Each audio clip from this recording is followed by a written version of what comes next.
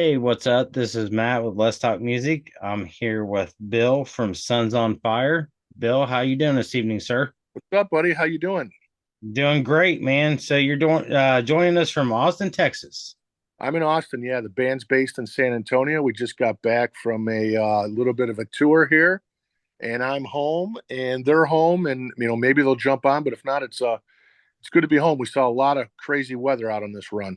That's what she was saying prior to our recording. So, man, let me just throw this out here. Yep. Collapse is fucking awesome. Um, Thanks, dude. it's got and I don't want to like compare you to anybody, but it's got like a Seether feel. Dude, you're so funny you said that because Johnny, our bass player, I always, when we go to radio, I'm like, yeah, we kind of got that stained Seether kind of a feel. And he looks at me and he gets mad. He's like, dude, stop telling these guys what this sounds like. Let them tell us. And every single radio guy goes, you guys sound like Seether or Stained. I'm like, I told you. Well, I mean, honestly, it's like Josh's vocals, and a lot of it is kind of low tempo. And then Right. when he kind of gets up a little bit, that's when he Yeah. sounds a lot like Sean Morgan. Yeah. Did And you hear? And it's funny because we have a Sean Morgan in our band. He always right, laughs. right, He's like, I don't get Sean Morgan's checks though. right. Yeah, true. I mean, but yeah, I mean the song's amazing, dude. The video was really cool. So, I mean, tell me about the song. What's the meaning behind the song? And I mean, Yeah. Did you were able to hear Rise, the first single we put out, the newest one before this one? I did not. All right, we'll have to have Chris, our manager, send you Rise because it's very in your face. So to kind of go backwards, and then I'll answer your question, is That's we fine. kind of reformed. We kind of went out when we first came out with our debut, we had one lineup, then we changed lineups right now. And when we did that, we made a conscious effort to say, listen, we want to get back to our roots, kind of, Just a Man and Faded, our original stuff was more of a blues orientated southern kind of a rock feel to it, like Buck Cherry, Blackstone Cherry. And this new stuff, we wanted to make a total different departure. So we came out with Rise, which was really heavy, in the lines of like a Corn or even heavier.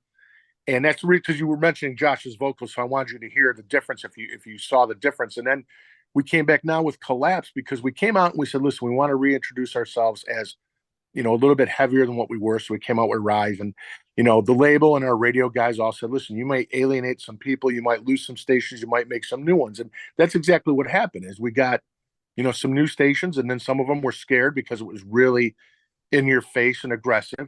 And then when we came back, we said that, what, let that cycle run. And then we came back with Collapse, which is a more modern, wider demographic, more appealing, more commercial song. And it's about everyday struggles. Will you be there?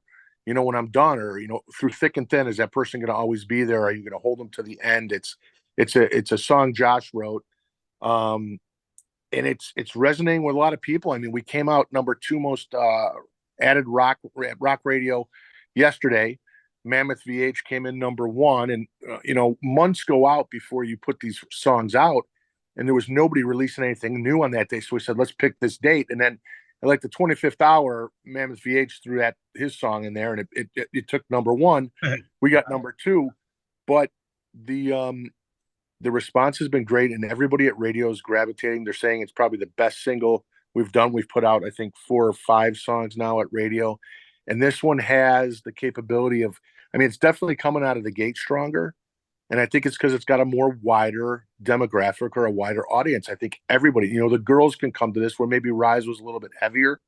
Um, it's every program director is saying this is probably the song that's gonna probably kind of slate your style or your name or your band in there. It's like they from here they want to see where we're gonna go from here, but everybody's really digging this I song. agree with that. I do. And let me look real quick. Let me pull it up. Gotta wait for the little ad. I think you guys, let's see, 3 weeks ago already 5.6 thousand views, so 5,600 views. I mean, that's pretty awesome. Yeah, and that's the lyric video. We actually just got back from Minneapolis where we were on road, and we no, not Minneapolis, Memphis, and we filmed a full production video for Collapse, which is going to come out probably any day now. It's a performance video. It's the first time we've done a full length video, so that's going to be coming out in the next couple days. Very, very cool. It's Station I A mean, production. not to cut you off, but the lyric Yeah, video was really cool too. the same company that did that did the lyric. We wanted to get that out ahead of time before the record was actually released to get some traction. And then we went right back to them. They were based in Memphis, friends of Sean. And we went out and did a full 12-hour video take of this. And this video is going to be awesome. It's the first time where you can actually see the band in the video. All the rest of the things we've done have always been lyric videos. So this is the first production video that we got, and that'll be out in a couple days. And I think that's really now you can actually see the band and hear the band, and you got a little bit of an introduction to it through the lyric video. But I think the production side of it and seeing the band and hearing it in a traditional video is gonna take it to a whole nother level.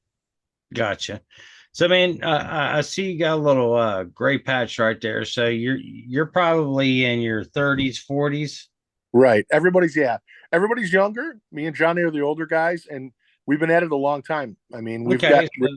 So what I'm getting at though is you remember like MTV. yeah, we were on it. Yeah, Oh, yeah, yeah. I mean, the importance of seeing the band is pretty huge. yeah. It- it's like, man, I even do it now with YouTube, streaming. And Um, that's the big thing is we never had that, and I think this is really going to open us up to a different audience. right, right. And it will. And that's the thing. I mean, it's like you you think of the people that are playing the song and you're like, what do they look like? You know? Right. And then when you finally see them, you're like, oh wow. I mean, Cool. Yeah. And the it, first time you saw Motley Crue, or the first time you saw Eddie Van Halen, or the first time you saw, any of the guys jumping around, it elevates your senses to a whole other level. right, right. I mean, because you're hearing it, but you're not visual. Yeah. You're not seeing Yeah. I it. think this is really going to make the next turn. I think we got a strong song, strong video, strong backing, a lot of friends at radio. We got a big Rolodex of people that are jumping in for this one. So I mean, we're swinging for the fences for sure. Hell yeah, man. I mean, that's what you got to do. Yep. I mean, it's I mean, I wish MTV played videos again. yeah. Now Hell, it's reality television, and who knows what else they it produce. should. That's what it should be. RTV, reality TV. Yeah. Exactly. It's just I don't know what happened. Somebody needs to come up with another outlet, or somebody needs to come out with another, modern day MySpace. You know what I seen? I seen a thing on Facebook that was funny. It said Elon Musk needs to buy MTV and return it to what it was. I wish you would. That would be great. I mean, I think that's a lot of what made successful bands successful is, when MTV first came out. I mean, you didn't see Van Halen or you didn't see Motley Crue. You didn't get that shock factor. And in today's world, now everything's social media driven and people do their own videos. But having that video thing there was pretty strong. And visually, a lot of bands. I think a lot of people gravitated to bands because of how they looked or how cool they were, and not so much about the music, or maybe both. But obviously, the visual aspect was pretty strong. Oh yeah. Well, and I mean another difference too is I mean back in those days, these guys were spending a couple $100,000 making these videos, and Yeah. now you can do it for a couple thousand or cheaper with a Right. Yep. cinematographer. Yeah. And, yeah. Modern day technology and what you can do with these iPhones these days and editing software. I mean, that's what a lot of these kids are doing. I mean, you got to give it to them. They found a way to get around it and they learned the technology and they're using it to advantage. So, I mean, in some aspects, that's great because, it gives newer bands an avenue to get out there and get some stuff out there if they don't have backing or rich families. True. And so you mentioned your label, um, which is Curtain Call. yeah, Curtain. I was looking, man. Don't see you don't beat me to it. I was Yeah. trying. Oh, like Curtain Call Records. Where are they based out of? Florida. Florida. Okay. And we've known John for years through previous bands that we've had, and we've been in with other labels in the past. And, everybody offers you the moon and promises you everything. And when it comes down to it, at the end of the day, you're still going to be responsible for what you're going to do. John knew that. John knew our strengths at radio and the relationships that we had. And he's got strengths in other areas that he can assist us in. And he's got a wide range and wide reach with Rock Rage Radio. So I mean, what we needed to do is we were a band that was built during the pandemic. So we didn't have a touring history with this band. Now we were all from pretty successful bands, in the past, but in terms of a new band breaking a new band, I mean, his reach that he has, and that's something we needed. I mean, we didn't have a Facebook page, we didn't have an Instagram page, we didn't have Twitter, we didn't have Facebook. I mean, we didn't have all this when we started because the band started off as just a project. We were going to record some songs, go right to radio, and let's see what happened. And Faded took off. I think Faded was in top 20 in the secondary charts on Billboard mainstream charts. Just a Man came out. I think that beat it. I think that was in the top 10 or 12. Rise came out. That did really well. And then we were forced to go, Jesus, well, now we got a band that's actually getting some reaction. We have to put all this social media stuff together. And, these bands have years on us, and we didn't have that. So, partnering with somebody like John that's got that reach that can get eyeballs to you right away, that was beneficial to us.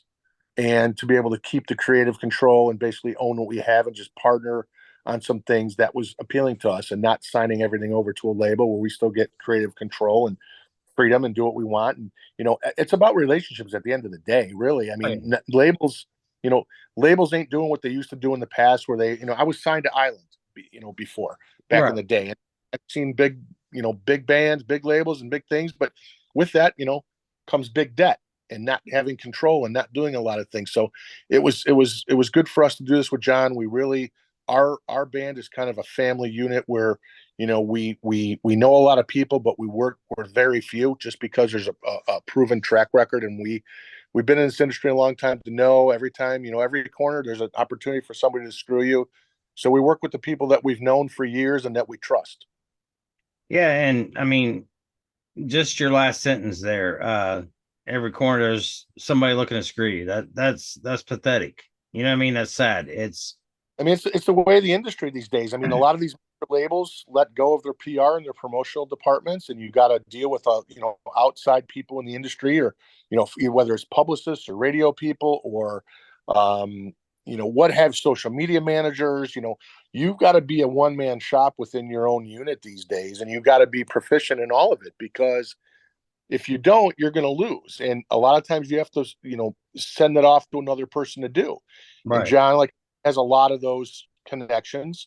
He has a lot of connections into festivals and bigger shows and things like that. And then there's things that, we've done that on our own that John's, benefiting from, just because of our work ethic or our relationship. So it was a win-win. It was a good spot for us to be. And right now we're just, we're riding it out and seeing what happens. Well, dude, I'll tell you what, you got one of the best publicists in the business. Shauna. Yes.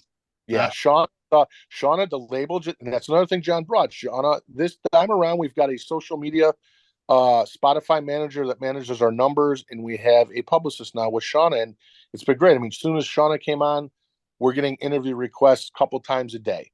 Yes. And before, we were getting them before, but I mean, now they're coming in steady. And I don't know if it's the success of the song, if it's because of Shauna, if it's because of us. It's just, I think it's a mirage of all of it. I think everything's working together right now. Maybe people want to talk to us a little bit more. Maybe people want to learn more about the band, but it's obviously coming from her. So Yes. she works with a lot of people. Yes, she does. And like she's I worked with a guy named Tom. And well, I still do. He was the first one that I worked with. And then the band Boba Flex, or not Boba Flex, We but hold on. Oh, what was the one they changed their name to? well, The Lonely Ones, yes. it's funny you say that, because we just played with them, a sold out show in Janesville, Wisconsin last weekend. Yes. She Great guys. she was she represents them. And Yep. I talked to Jimmy, and Jimmy's like, after the show, he was like, or after the interview, he was like, man, you know, uh this could get really big for you. And I said, why is that? And he said, well, because I think you did a really good interview. And he's like, I'm gonna tell the publicist about that. Well, after that, I mean, she started nailing me with stuff, and even has one line well coming up with Frank Hannon from Tesla. Yeah, she was just out in Vegas with them, I guess, during our show because she was going to try and make it because I think she manages the Lonely Ones as well. Yeah. So she was going to actually try and come out to Janesville, um, but she had to go to Vegas. But I mean, everything so far with her has been great. She's been around the industry for a long time, and again, that came from Curtain Call. So, I mean, Curtain Call, I think they're throwing a lot of stuff at us now. This is our second single with them, and they've seen, we work our asses off. I mean, I got a text from Johnny. He's like, "There's nobody that outworks you guys right now." He goes, "You guys are everywhere, and you're making time for interview. You're doing all this stuff, and that's what it's got to take, man. I mean, it's just being talented or making a good song isn't enough. There's so many bands that we play with that are talented or really really great songs. They'll never go anywhere because they don't know how to do it. They don't have the connections. They don't have the wherewithal. They don't have the money, and that's kind of sad. It is. It really is. Hey, but can you give me 1 second? I'm gonna pause this for a second. Yeah, Got to run in the other room for a quick second. So, man, I mean, you talk about work ethic. So, you guys are pretty much a DIY band. yeah, that's the way we like it. I mean, we don't trust anybody to handle us. I mean, nobody's going to do you better than you, and you know what's going to trip your trigger, and we know what we want to achieve at the end, and we've been around this industry long enough that it always leads to broken promises and a dead end road. And we've never put ourselves 100% in somebody else's hands because we just don't have that trust factor. And everything we've done on our own. I don't blame And you. that's the way you got to be protective of it. Yeah. Um it's you know what you want, you know how to do it. We've all invested this time into getting this far, and to put it in somebody else's hands that may be dealing with 20 other bands or 100 other bands. How are you the priority? It's basically whoever's got the most going on is who's going to get the most attention. And sometimes there's that song that's a late bloomer that might not get that attention. And I'm not saying that's us, but I mean, it could be a band that's got a better song than we do that might not get the attention because we're doing all the interviews or we're doing all the tours. I mean, you got to be in a position to be able to help yourself at all times with this business, and you got to be able to have thick skin to get around it because this business sucks. And it's when you're growing up and your parents tell you they want you to be a doctor or don't get into music. I mean, I'm not going to say don't do that because this is something I wanted to do, but at the same time, I've gotten screwed and had more false promises in this business. And you've got to be able to roll with the punches, find ways around things, be self-sufficient, don't take no for an answer, and be prepared to do everything yourself. Oh yeah. I feel you, buddy. I've talked to label bands, but most of my bands are DIY. Yep. Love it. They have a work ethic that's like no other. Mm-hmm. They're still hungry. Yep. And that's what's great about it is you get guys that have made it and they're kind of like they do whatever the label tells them to do. Yep. And with DIY bands, you guys get to be yourselves. Yeah. And There's something to be said for that. And I'm not going to name any bands, but I mean, I could name a lot of bands that if you listen to their first records, they were raw, aggressive, in your face, um, true to their own sound. I Then feel they you. get a little bit, then you get a little bit of success, and they get a bigger management, and the management obviously makes money of their income. So the management is going to push you a certain way, and all of a sudden that their heaviness just went top 40, and they lost their edge, but now they're making a lot more money. So there's that fine line of being true to yourself and being hard and what you want to do, to then having a little success and getting a taste of that, and then having management tell you to keep writing top 40 songs, and you're no longer a rock band. You're now a top 40 band, but you're making a shit ton of money. There's something to be said for that. I mean, yeah, they're fat and happy and comfortable, but you're not what your band was originally when you came out. Is that a good thing or a bad thing? I don't know. I mean, I'm sure every band in the world would want to be a big, huge band with millions of dollars and have all that stuff. But at the same time, are you happy playing what you're playing? I mean, I don't know. I mean, at this stage of my life, I'd love to be able to just do what you wanted to do, say what you wanted to say, play what you want to say, and have people love it. But sometimes you got to adjust things for the masses, and sometimes it's not what you want. Um, but it's just at the end of the day, you got to be happy you're doing what you're doing, whether you're making money or you're not. So let me ask you this, Bill. Yep. If a label was to come along and write you guys a $12 million contract tomorrow, or you could continue doing it the way you're doing right now, which would you choose? Oh, I would totally take the contract, but in that contract, we would have to be able to still have creative control or the ability to do what we wanted to say. I mean, are you going to mold the band into top 40 into a dance band? I I'm don't think saying any. you're not going to have that, Right. and that's Right. where you lose it. It's Right. like selling your soul. Yep. Yep. I mean, now sometimes there is a couple bands, and again, I'm not going to name names. There's a couple bands where you know you still keep that stuff, and if the label's ran by somebody that's been in the business before, a former rock guy, or not just, I'm not when labels are run by guys that have been there and done it, that's one thing. But when it's run by a bunch of suit and tie and bean counters, then that's another thing. Right. So it depends on what label you're with.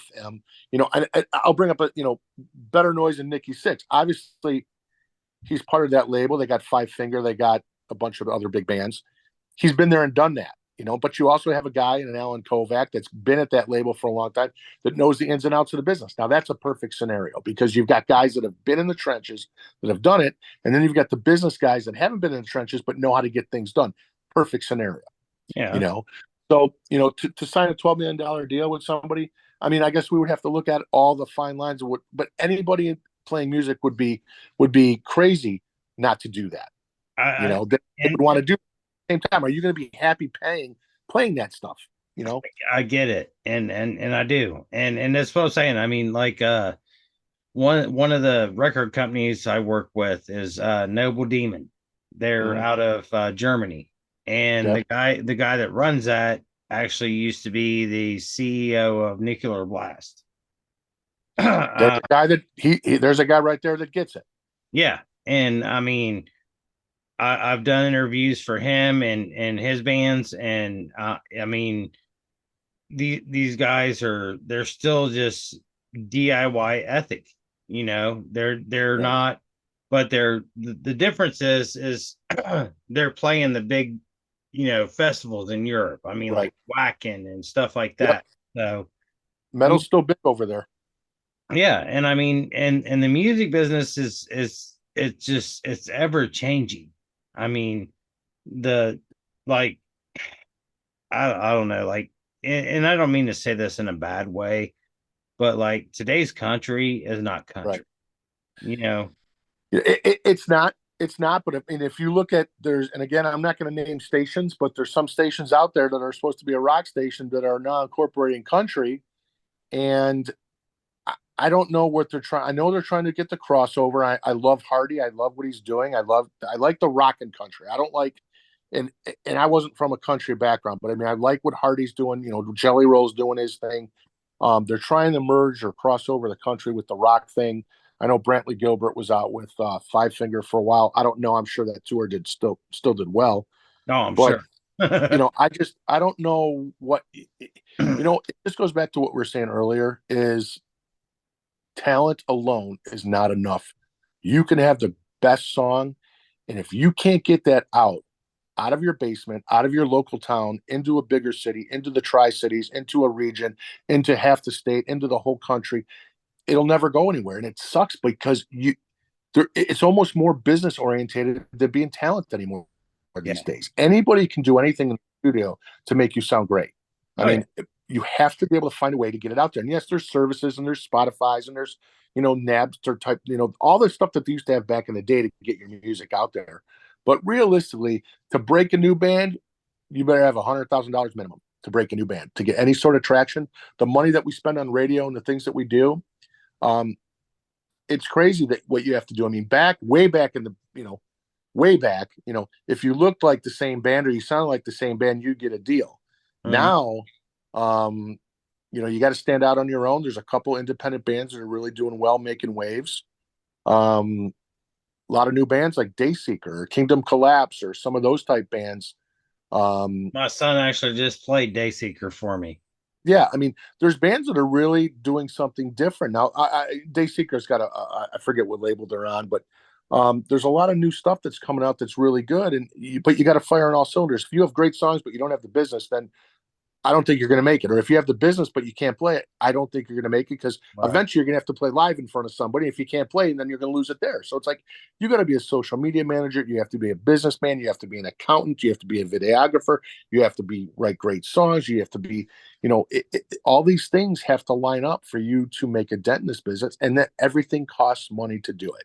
Oh yeah. There's no way around it. Whether the label pays it or you pay it, and then pay it back. Regardless, you either have to have deep pockets yourself, a label that's willing to throw money, and most labels aren't, or a rich family. But it's a game of money, and it's an expensive one. Well, Bill, I mean, you told me about Rise. I gotta check that out. Collapse is an amazing song. Mm-hmm. I really think you guys are onto something with this. Yep. It was, like I said, kind of When you a, when you see the video, you'll love it even more. well, I can't wait. And I mean, it's cool because a lot of the newer music is like the new metal with, clean and unclean vocals. Yep. And Collapse was just kind of laid back. You can get the meaning of it pretty well. um and I this is why I'm like, man, I wish I was a billionaire so I could just like support all these bands to get out here, because I'm Well, you are supporting doing your shows and stuff like this, whether you're a national or a podcast or a single guy or a couple of you. It doesn't matter. What you're doing is still supporting music and supporting bands that you like. So there needs to be more guys doing what you're doing. And you know what? You never know. We can have a listener that is watching your show right now that says, I want to support this band. You never know. And that's the thing that we've learned, is you never burn your bridge.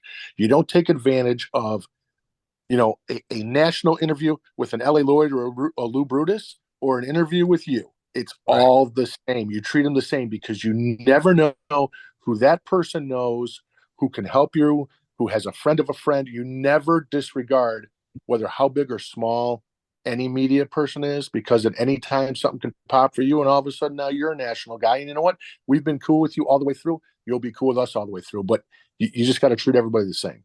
And see, I mean, that kind of works the same way here. I mean, because there's songs that I've heard that I'm like, oh, okay, but I still want to interview the band because Right.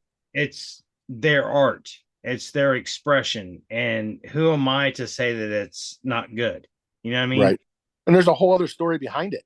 Right. And You want to know the inner workings of how this came to be. exactly. And for me to be able to talk to this person and really understand where they're coming from, and be able to post it on my YouTube and on my Facebook and on my Mhm. website and stuff. I'm like, hey, this is getting them out there. And I mean, it it does, man. It's a give and take relationship between musicians and media. And I mean, there's thousands of people doing this. I mean, Right.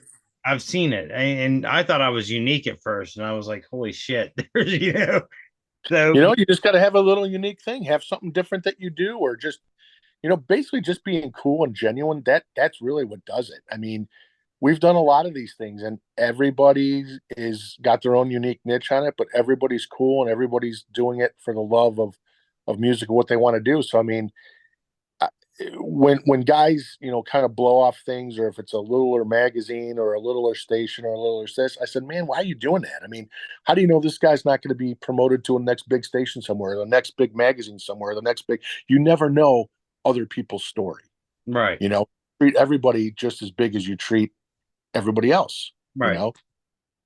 And I mean, with me, it's like, I have a love and a passion for music. I have since I was a kid, man. And um, doing this, like I said, I'm doing a lot of bands in Europe now, Mhm. all over the United States, South America, Canada. I mean, I started out with, again, the Lonely Ones and, South of Eden. Yep. And now, I'm getting hundreds of emails a day, and That's awesome. it's hard to keep up with. And it's like I want to talk to everybody, but I have to work a normal job. I Yeah. got to pay my Yep. bills. Yep. Prioritize everything. And there's not, sometimes there's not enough hours in a day, but just prioritize what you want. And eventually you'll get everybody in there. You'll find a way to do it. But dude, I mean, getting to talk to you guys is the highlight of my day. I mean, if I have a shit day at work and I get to come home and I do an interview with a musician, it makes me feel good. Dude, the whole day I'm like, okay, I got this. I'm trying to figure, okay, it's 9 Eastern. Okay, it's 8 o'clock my time. So I'm like working my whole day around 8 o'clock. I've got alarms set. Make sure you get on here 15 minutes ahead of time. I mean, we don't wait till the last minute. Right. And then I'm hobbling around. I mean, I didn't tell you, but I mean, I played the whole tour with a stress fracture on my right foot, Oh shit. which isn't good for a bass drum. But yeah, the All right. second day tour, I had this pain and it just kept going. And I finally got home and it was like excruciating. So I'm just kind of hobbling around today doing nothing. So Hey man, you know what? I appreciate you hobbling around and getting on the phone and talking to me. yeah, It, definitely cool. it's been great. And Bill, like I said, you guys, you're awesome. You guys really have a great Thanks. sound to you. And I have high hopes for you. I hope that you guys get where you want to be, and the next time that you're you know out on tour of Texas, I mean, hell, you're Oh, probably we'll find you. We'll be out in Columbus. We'll be out there for sure. Probably June, July, August, somewhere in that time frame. Midwest is our biggest supporter. We yes. do a lot in Wisconsin, Indiana, Iowa. We're starting to break into Ohio, but Midwest is a big hub for us. So I mean, we're really concentrating on a lot of those stations out there. Awesome. Bill, we're about out of time, buddy. Yep. I appreciate your time. I appreciate what you do. I love listening to your song. Check out Rise. And Like, I'll get you up on YouTube, man, and we'll get you some more supporters out this way. yep, that'll be awesome, man. And like I said, you got our information. Don't be a stranger. Reach out anytime you want just to say hey, and we'll always be here anytime you want to put us back on. All right, brother. Well, you have a good evening. All right, buddy. Take it easy. You too. All right. Bye bye.